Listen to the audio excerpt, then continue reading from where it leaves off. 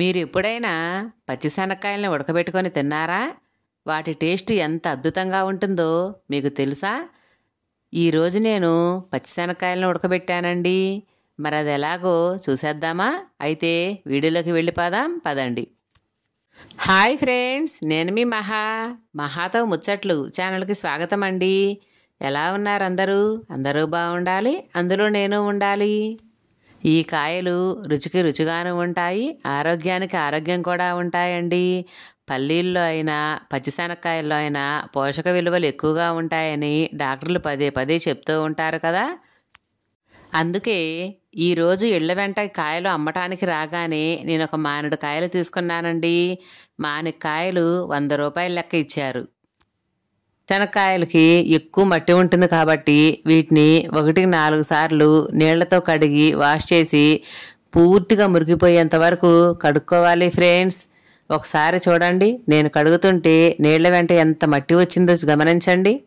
ఇప్పుడు స్నాక్స్ అంటే చిన్నపిల్లల దగ్గర నుంచి పెద్దవాళ్ల వరకు, పిజ్జాల దగ్గర నుంచి బర్గర్ల వరకు అన్నీ ఆన్లైన్లో ఆర్డర్లు పెట్టుకోవటం అలవాటైపోయింది. కానీ ఒకప్పుడు అంటే 90s కిడ్స్కి స్నాక్స్ అంటే లేదా ఏదైనా వెరైటీగా తినాలంటే మాత్రం ఇలా పచ్చిశనక్కాయలో లేదా చాలా వెంట దొరికే కందికాయలో చాలా ఇష్టంగా తినేవాళ్ళు. పెద్దవాళ్ళు కూడా వాటిని ఎక్కువగా వండుతూ ఉండేవాళ్ళండి.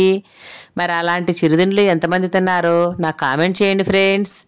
ఇక్కడ మనం శనక్కాయలు నీట్గా కడుక్కొని వాష్ చేసుకోవటం అయిపోయిన తర్వాత ఒక వడగిన్నెలో వడకట్టి ఇప్పుడు వీటిని ఉడకబెట్టుకోవాలండి.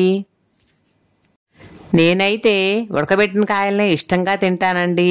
కానీ కొంతమంది మాత్రం మూకుళ్ళలో కొంచెం ఇసుక వేసి ఇసుకలో ఈ పచ్చికాయల్ని వేసి సన్నటి సెగ మీద వేయించుకుంటారు. అలా వేయించుకున్న కాయలు కూడా చాలా టేస్ట్గా ఉంటాయి ఫ్రెండ్స్. సరే, ఇలా మనం వాష్ చేసుకున్న ఈ శనక్కాయల్ని ఒక కుక్కర్లో వేసి తగినంత కల్లులుప్పు వేసి మూత పెట్టి 3-4 విజిల్స్ రానివ్వండి. ఇలా 3 లేదా 4 విజిల్స్ వచ్చిన తర్వాత ఆవిరంతా పోయిన తర్వాత మూత తీసి ఆ శనక్కాయలని నీళ్ళ నుంచి సపరేట్ చేయండి. ఇలా వడగిన్నెలో వేయండి. ఎందుకంటే నీళ్ళలో ఉంచితే కాయలు బాగోవండి.